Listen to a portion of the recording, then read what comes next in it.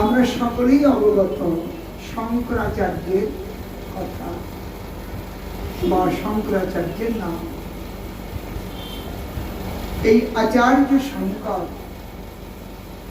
শঙ্কর সাক্ষাৎ শঙ্কর। এই শঙ্করাচার্য তিনি সাক্ষাৎ শঙ্কর। কলিযুগেতে তিনি শঙ্করাচার্য রূপে অবতীর্ণ হলেন ভগবানের ইচ্ছে। তিনি মায়াবাদ প্রচার করলেন, শুদ্ধ ভক্তি ধর্মকে বৌদ্ধের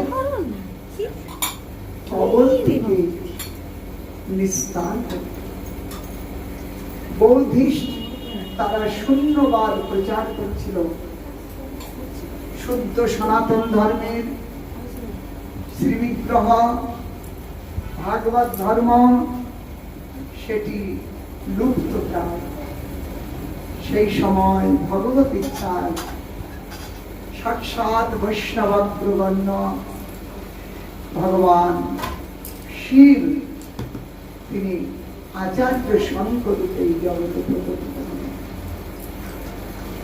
মনে রাখতে হবে, এই আচার্য শঙ্কর তিনি দক্ষিণ ভারতে কালারি নামক স্থানে জন্মগ্রহণ করেন। এক সৎ ব্রাহ্মণ কুলে তিনি অবতীর্ণ হন। ওনার পিতামাতা পুত্রহীন হওয়ায় নিত্য মৌলেশ্বর মহাদেবের সেবা করতেন। ওনার পিতাশ্রী রোজ মৌলেশ্বর মহাদেবের সেবা করতেন। ধ্যান দাও, নিত্য মহাদেবের সেবা করতেন, কিন্তু সন্তানহীন বলে মনের মধ্যে একটা দুঃখ। তো শিব ঠাকুরকে তিনি প্রার্থনা করলেন যে বাবা, আমাকে একটা সন্তান দেন। আমার অবর্তমানে আমার শরীর চলে যাওয়ার ফলে বংশলুপ্ত হয়ে যাবে। তো মৌলেশ্বর মহাদেব তিনি স্বপ্নে প্রকট হলেন। ওনার পিতা স্বপ্ন দেখছেন। স্বপ্নে কি দেখছেন? যে শঙ্কর সাক্ষাৎ প্রকটিত হয়েছে, হয়ে বলছেন, তোমার ইচ্ছা আমি বুঝেছি, তবে দেখো, যদি সুবুদ্ধিমান পুত্র চাও তার আয়ু কম হবে,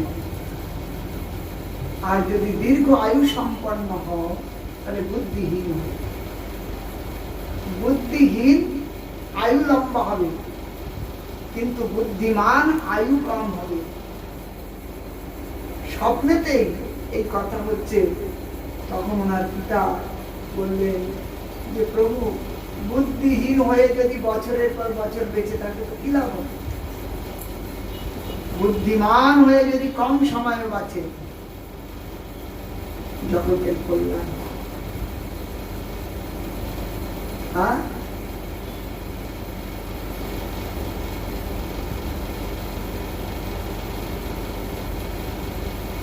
ভগবানের ভক্ত হয়ে এই জগতে যদি 5 দিনও বাঁচা যায়,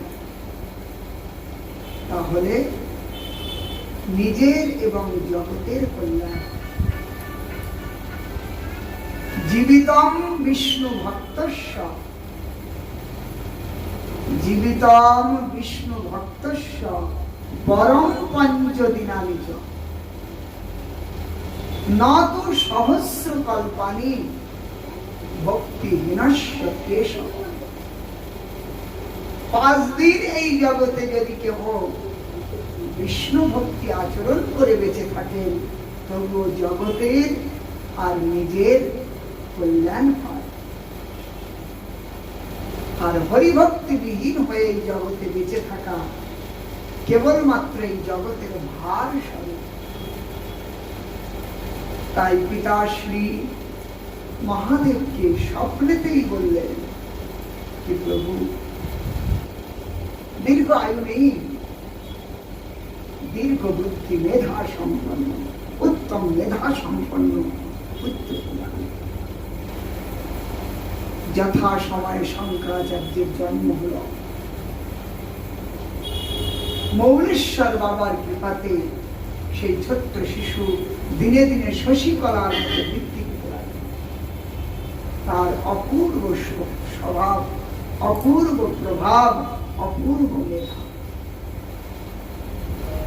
সেই আচার্য শঙ্কর তার ধীরে ধীরে প্রভাব সমগ্র দেশবাসীর কাছে প্রভাবিত করতেন। এক সময় ছোট্ট শঙ্করাচার্য 12 বৎসর পদার্পণ করেন নাই।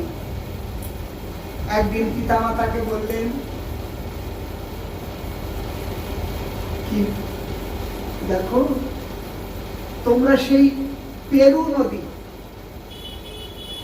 1-1.5 মাইল দূরে ঘর থেকে রোজ সেখানে জানে স্নান করে তারপরে শিবের পূজা করে ঘরে আসে, অনেক সময় লেগে যায়। বললেন, বাবা এক কাজ করি না, অত দূরে নদী বইছে, নদীটা আমাদের ঘরের কাছ দিয়েই বয়ে যায়। বালকের যেমন কথা, নদী কি ঘরের কাছ দিয়ে বইবে? ছোট ছোট বালক বলে, আমাকে চাঁদটা ধরে দাও, চাঁদটা এনে দাও। তো তেমনি বালকের বুদ্ধি। তো বাবা বলে, ঠিক আছে তুমি করে দাও। বালক যেমন বলছে যে ওই নদীটা বইছে দূরে, তাহলে আমাদের ঘরের কাছ থেকে ওই বইয়ে নিয়ে যায়। বলে ঠিক আছে তাই করো। আশ্চর্যের কথা, পর দিবস ওই নদী একেবারে ওই শঙ্করাচার্যের বাড়ির কাছ দিয়ে বইতে লাগে। সমস্ত লোক অবাক হয়ে গেলেন। দেশের রাজার কাছে সমাচার পৌঁছালো। শঙ্করাচার্যের প্রভাব শুনে রাজা আসলেন। রাজা দেখতে আসলেন, মহিমা শুনে রাজা সেই বালকের মহিমায় মোহিত হলেন। রাজা বললেন যে তুমি আমার থেকে কি চাও চেয়ে নিতে পারো। তুমি আমার রাজ্যের গর্বস্বরূপ অর্ধেক রাজ্য যদি চাও আমি তোমাকে দিতে পারি। শঙ্করাচার্য বললেন, আপনি আমার থেকে কিছু চেয়ে নিন, আপনার যদি কিছু প্রয়োজন। সেই শঙ্করাচার্য একদিন পিতামাতাকে বললেন কি, আপনারা আমাকে আদেশ দিন, আমি সন্ন্যাসী। বয়স 12 বছর। 12 বছর বয়স, সন্ন্যাস নেবে। কাকে বলে সন্ন্যাস সকলে জানে। সেই বালক বলছেন আমি সন্ন্যাস নিয়ে চলে যাব। একমাত্র পুত্র, পিতা মাতা কি ছাড়তে চান? কিছুতেই অনুমতি মিলছে না। ওই সামনে যে নদী বইছে, অন্যান্য বালকদের সঙ্গে বালক শঙ্করাচার্য তিনিও নদীতে স্নান করতে গেলেন। আর একটা কুমির শঙ্করাচার্যকে ধরে ফেলেছে।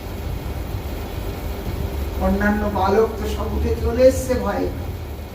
আর ওইখান থেকে বালক বাঁচাও বাঁচাও বাঁচাও করে সবাইকে ডাকছে। নদীর কিনারায় হাজারো লোক দাঁড়িয়ে পড়েছে, কিন্তু কারো সাহস নাই জলে নেমে কুমিরের সাথে লড়ে। কেউ করতে পারবে না। সবাই নদীর ধারে দাঁড়িয়ে হাই হাই করা ছাড়া তোর কিছু উপায় নাই। বালক ওইখান থেকে বললেন, দেখো মা, যদি আপনারা আমাকে সন্ন্যাস দেওয়ার অনুমতি দেন তাহলে কুমির আমাকে ছেড়ে দেবে? হ্যাঁ, এখন বিচার করলেন কুমিরের পেটে কেন যায়? যদি সন্ন্যাস নিলে কুমির ছেড়ে দেয়, তাই বাবা তুমি সন্ন্যাস নিয়ে চলে যাও। পিতামাতার অনুমতি পেলেন। এইভাবে অনুমতি নিয়ে, যেই অনুমতি দিলেন, সাথে সাথে ওই কুমির কোথায় গায়েব হয়ে গেল, অদৃশ্য হয়ে গেল। আচার্য শঙ্কর পিতামাতাকে প্রণাম করলেন আর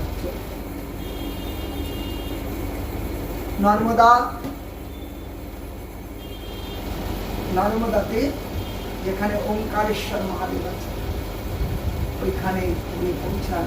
ওনার গুরুদেব ওনার জন্য অপেক্ষা করছিলেন। শঙ্করাচার্য সেখানে যে ওনার গুরুচরণ আশ্রয় করে যোগ সাধনায় মগ্ন।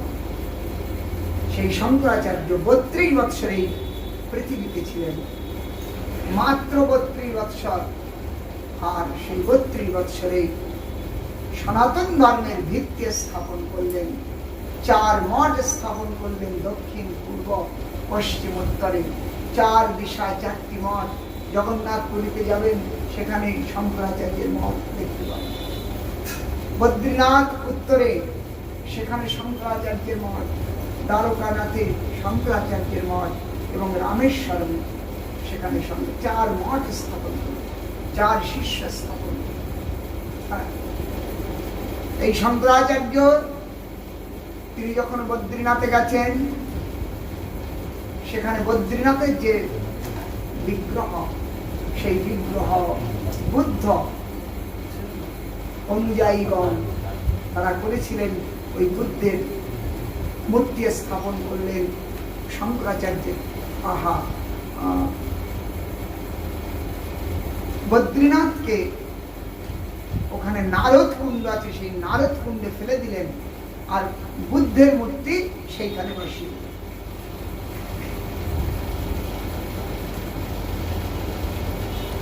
যখন শঙ্করাচার্য বদ্রীনাথ ধামে পৌঁছান, সেখানে যে তিনি বদ্রীনাথের শ্রীবিগ্রহ দর্শন করতে পারছেন না, অত্যন্ত মনে ব্যথা।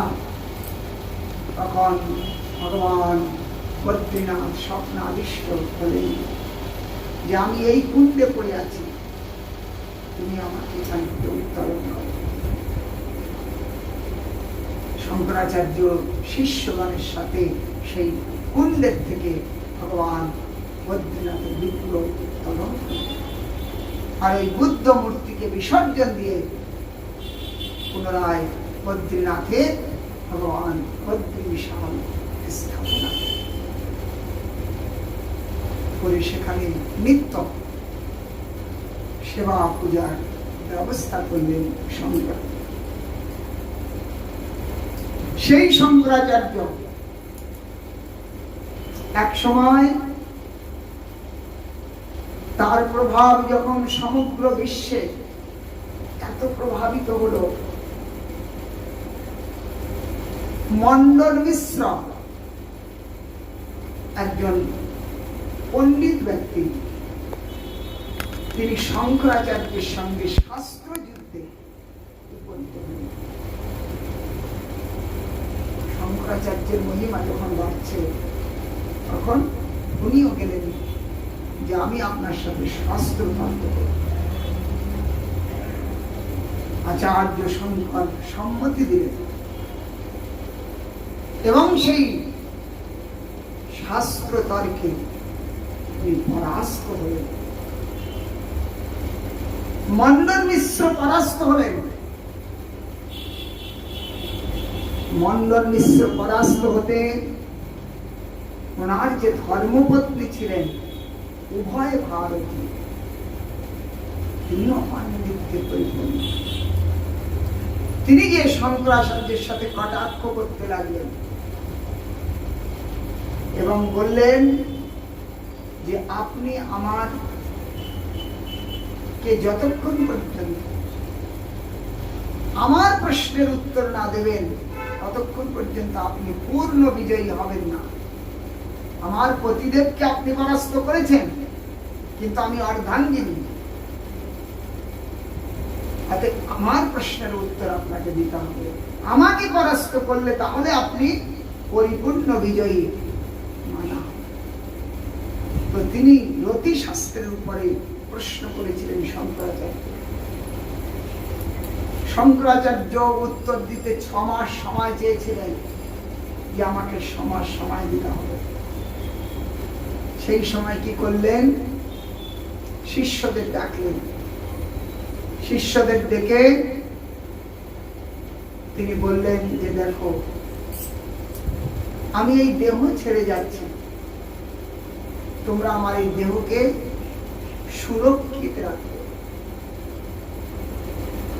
আর এই সময় কাশীপুরীতে এক রাজ শরীর পরিত্যাগ করেছে, রাজার শরীর পরিত্যাগ করেছে। আমি সেই রাজ শরীরে যে প্রবেশ করি। রাজা তো চলে গেছে, রাজার দেহ রয়েছে, ওই দেহে আমি প্রবেশ করব আর রাজভোগ করব। তাহলে তো আমি উত্তর দিতে পারবো। ততক্ষণ পর্যন্ত আমার এই শরীর তোমরা সবাই রক্ষা করবে। আর সেই রাজ শরীরে যে আমি যদি মোহে পড়ে যাই, রাজ শরীরে যে যদি মোহের মধ্যে পড়ে যাই, তার জন্য তিনি 2টি ছোট্ট ছোট্ট গ্রন্থ রচনা করে শিষ্যদের কাছে দিলেন। তার একটির নাম হচ্ছে মোহ কুঠার, একটির নাম মোহ মুদ্গর। কুঠার শব্দে কাটা, কুঠার দিয়ে কাটা হয়, কাকে? মোহকে। মোহকে কাটবার কুঠার শাস্ত্রবাণী। আর মুদ্গর মানে গদা, মোহকে চূর্ণ বিচূর্ণ করবার। নিখিল ভুবন মায়া ছিন্ন বিচ্ছিন্ন কর্তৃ বিধুত বিমল মৃজ্ঞা মুক্তি মহান্ত দাত্রী শিথিলিত বিধি রাগারাধ্য রাধেশ ধানী নিত্যম হৃদয়ে স্ফুর ভক্তি সিদ্ধান্ত। সেই মায়াকে চূর্ণ বিচূর্ণ করবার জন্য তিনি রচনা করলেন মোহ মুদ্গর। এই 2টি গ্রন্থ রচনা করে শিষ্যদের কাছে পাঠ করতে বলে বললেন, যখন আমি ওই দেহেতে যে আসক্ত হয়ে যাই যদি, তাহলে তোমরা আমার রাজ দরবারে যে এই গ্রন্থ 2টি পাঠ করবে। আমি তখন ওই দেহ পরিত্যাগ করে আবার ওনার দেহ সুরক্ষিত থাকলো, দেহ ছেড়ে চলে গেলেন এবং ওই রাজ দেহেতে যে প্রবেশ করলেন। রাজা জেগে উঠেছে, সমস্ত রাজবাসী অত্যন্ত প্রসন্ন। মরে গেছিলেন, আবার জীবিত হলেন, কিন্তু রাজ ব্যবহারের পরিবর্তন। এখন তো এই রাজা নয়, তো এ তো মহা তপস্বী শঙ্করাচার্য। তিনি রাজভোগ করলেন। 1 মাস 2 মাস করে 6 মাস অতিবাহিত হয়ে গেল, তবু আর ফিরে আসছেন না। তখন ওই শিষ্যগণ সেখানে পৌঁছাচ্ছেন, আর সেখানে যে এই শ্লোকগুলো উচ্চারণ করছে, আমার কাছে সেই বইটা আসছে। হ্যাঁ, অতএব তার 1-2 শ্লোক আমরা উচ্চারণ করব। দেখো, মোহ মুদ্গর।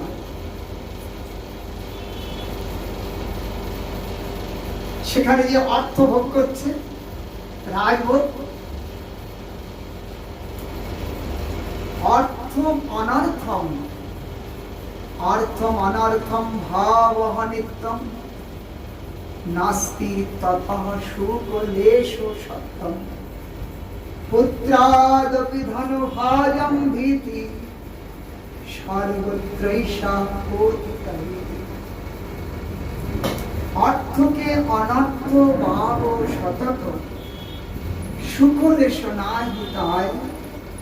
পুত্র হইতে হয় ধনীদের মহাভয়, সর্বত্র একথা হয়। কাতব কান্তা কস্তে পুত্র, সংসার অয়ম অতীব বিচিত্র। পশ্যতম বা কূত আয়ত, তত্ত্বং চিন্তয় তদিদং নাহি। কাতব কান্তা কস্তে পুত্র, সংসার অয়ম অতীব বিচিত্র। এ সংসার অতি বিচিত্র। কে কার আমার, আমি বা কার, কে বা আমার। অতএব কশ্যতম বা কূত আয়ত, তুমি কে, কোথা থেকে এখানে এসছো, আমি কে এবং কোথা থেকে আমি এখানে এসেছি। আমার এই দেহের পূর্বে তো আরো দেহ ছিল, এর আগে আমি ছিলাম। তাহলে এর আগে আমি কোথায় ছিলাম কখনো কি আমরা চিন্তা করেছি? কখনো চিন্তা করি। বা এই দেহ ছেড়ে দিয়ে আমরা কোথায় যাব আর কথাও তো চিন্তা করি না। সেই জন্য কশ্যতম বা কূত আয়ত, তুমি কে? সনাতন গোস্বামী মহাপ্রভুকে প্রশ্ন করলেন না, কে আমি, কেন মরে, যারে তাপত্রয় ইহা নাহি জানি কই চিন্ত। আমি কে? এই আমি কেটা পরিপূর্ণ রূপে অবগত আমাদের ভিতরে করতে হবে। নাহম বিপ্র নচ নরপতির, নাহপি বৈশ্য ন শূদ্র, নাহম বর্ণি নচ গৃহপতির জ্যোতির্বা ন জ্যোতির্বা। আমি ব্রাহ্মণ, ক্ষত্রিয়, বৈশ্য, শূদ্র, ব্রহ্মচারী, গৃহস্থ, বানপ্রস্থ, সন্ন্যাসী, এই চার বর্ণ এবং চার আশ্রমের মধ্যে আমি কেউ নই। তাহলে আমার পরিচয় গোপী ভর্তুর পদ কমলয়র দাস দাস দাস দাস। কিন্তু পদ্ম নিখিল পরমানন্দ পূর্ণমৃতাব্দে গোপী ভর্তুর পদ কমলয়র দাস দাস। এটি আমার নিত্য পরিচয়, জীবের নিত্য পরিচয়। আমরা কৃষ্ণ সেবক, কৃষ্ণ দাস। কৃষ্ণ দাস অভিমানী, যে আনন্দ সিন্ধু কোটি ব্রহ্মানন্দ নহে তার এক বিন্দু, কৃষ্ণ দাস। অভিমান ত্যাগ করতে হবে, কিন্তু কৃষ্ণ দাস এই অভিমানে ভরপুর হতে হবে যে আমি কৃষ্ণ দাস। তো সেই জন্য কাতব কান্তা কস্তে পুত্র, সংসার অয়ম অতীব বিচিত্র। এ বিচিত্র সংসার দিবাবসানে পক্ষী সকল বৃক্ষের ডাল আশ্রয় করে রাত্রি কাটায়। রাত্রি অবসান হতেই আবার পক্ষী সকল বেকার জায়গা উড়ে চলে। দেখেছেন পাখিরা ওই বৃক্ষকে আশ্রয় করে রাত্রি কাটালো, ওখানে পরিচয় হলো, আবার সকাল হতেই বেকার জায়গায় চলে। ঠিক তেমনি সংসার রূপী বৃক্ষে আমি আপনি কে কোথা থেকে এসে এক জায়গায় হয়েছি, আবার প্রভাত হতেই আমরা কে কোথায় চলে যাব। কশ্যতম বা কুতয় তত্ত্বম চিন্তন করিলাম। অঙ্গম গলিতম পলিতম মুন্ডম দন্তবিহীনম জাতম তুণ্ডম করধৃত কম্পিত শোভিত দণ্ডম তদপি না মঞ্চতি আশা ভণ্ডম ভজ গোবিন্দম ভজ গোবিন্দম গোবিন্দম ভজ মূঢ়মতি। হে মূঢ়মন, এই জগতের কত আত্মীয়তা, কত বন্ধুত্ব, কত কিছু, এগুলোর প্রতি আমরা ধীরে ধীরে আরো বেশি আসক্তি হয়ে যাচ্ছি। যেমন আসক্তি মানে কিরকম, একটা ছোট্ট চারা গাছ, তার একটা ছোট্ট শিকড় হয়, এইবারও যত বড় হতে থাকে শিকড় তত চতুর্দিকে ফেলাতে থাকে, এইবার বিরাট বট বৃক্ষ হয়ে গেছে। এবার তাকে কি উপরে অন্য জায়গায় লাগানো যায়? অসম্ভব। তো সেই রকম আমরা যখন জন্ম নিয়েছি তখন আমাদের পিতা মাতার সঙ্গে সম্বন্ধ, যত বড় হতে গেছি আমাদের বন্ধু বান্ধব হতে শুরু হয়েছে, স্কুল কলেজ যাওয়া শুরু হয়েছে, বিবাহ আদি কার্য শুরু হয়েছে, আত্মীয় স্বজন বাড়তে শুরু হয়েছে। এমনি করতে করতে শিকড়ের মতো আমাদের অসংখ্য সম্বন্ধ আমাদেরকে ঘিরে ধরতে লেগেছে, আর আমরা ততই যেন এই সব জালের মধ্যে বাধা হয়ে যাচ্ছে। সেই জন্য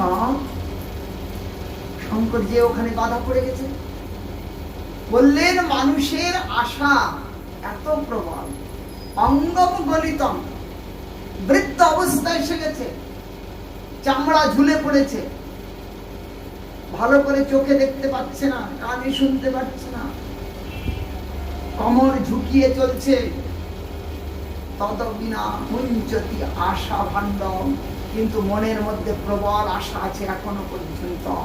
কিরকম পরিস্থিতি, অঙ্গম গলিতম পলিতম মুন্ডম, অঙ্গ সব ঝুলে পড়েছে বার্ধক্যের কারণে, পলিতম মুন্ডম, মাথার চুলগুলো সব পেকে গেছে, সাদা হয়ে গেছে, দন্তবিহীনম, দাঁত একটাও নাই, তো দাঁতগুলো চলে গেলে মুখটা ভিতরে ঢুকে যাবে, জাতম তুণ্ডম, তুণ্ডম মানে মুখ, তো মুখটা ভিতরে ঢুকে গেছে, বুড়ো অবস্থা। আর করধিত কম্পিত, যে হাতে তর্জন গর্জন করেছে একদিন, আজ সেই হাত এমনি করে কাঁপছে, আর সাথে একটা লাঠি, করধৃত কম্পিত শোভিত দণ্ড, আর সে হাতে এখন একটা লাঠি শোভা পাচ্ছে, বৃদ্ধ অবস্থা। এত কিছু দুর্দশার মধ্যেও তদপি না মুঞ্চতি আশা ভাণ্ডম, তবু ওই বুড়োটা আশা যাচ্ছে। হ্যাঁ, কখন যাবে আশা? ওই যে মহাপ্রভুর ভজন, হ্যাঁ, মিছে মায়াবদ্ধ হয়ে জীবন কাটাই রে, আমি আমার বলে রে, মিছে মায়াবদ্ধ হয়ে আমি আমার বলে রে, আমি বাকার কে ভাই আমার, আমি আমার বলে রে, আশা বসে ঘুরে ঘুরে আর কোথা যাই রে, আশা বসে ঘুরে ঘুরে আর কোথা যাই রে, নিরাস্ত সুখ রে আশাহী পরম দুঃখ, নিরাস্ত সুখরে ভোগ মোক্ষ বাঞ্ছা ছাড়ি কৃষ্ণ নাম গাও রে। ভক্তিবিনোদ ঠাকুরের ভজন। তো তদপি না মঞ্চতি আশা ভাবি, এমন পরিস্থিতির মধ্যেও আশা থেকে আমরা বাইরে আসতে পারি না। হে মূঢ় মন, না থাকো অচেতন, আর অচেতন থেকো না। কি করবে? ভজ গোবিন্দম, ভজ গোবিন্দম, গোবিন্দম ভজ মূঢ়মতে। হে মূঢ়মতি মন, আর কেন অচেতন? উঠো, ভজ গোবিন্দ চলো। অতএব এই মহৌষধি পান করলেই আমাদের সব বিষয় চলে যাবে। এই মহম্মদগার বড় সুন্দর সুন্দর শব্দের মধ্যে আছে। মহম্মদগর মহকুটার সেখানে পাঠ করলেন, আর শঙ্করাচার্যের পূর্ব স্মৃতি জেগে উঠল, আর সাথে সাথে ওই রাজ দেহ পরিত্যাগ করলেন এবং নিজের দেহে এসে প্রবিষ্ট হলেন।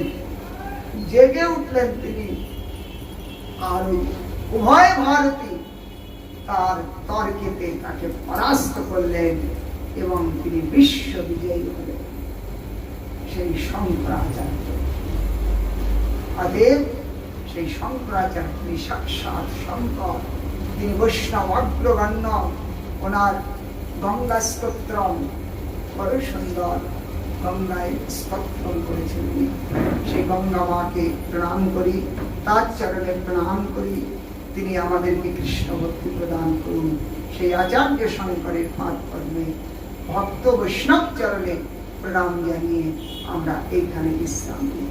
শ্রী চৈতন্য মহাপ্রভু কি, পার্ষদ মহাপ্রভু কি, অনন্ত কোটি বৈষ্ণব বৃন্দ কি, নিতাই গৌর প্রেমানন্দে হরি হরি बोल।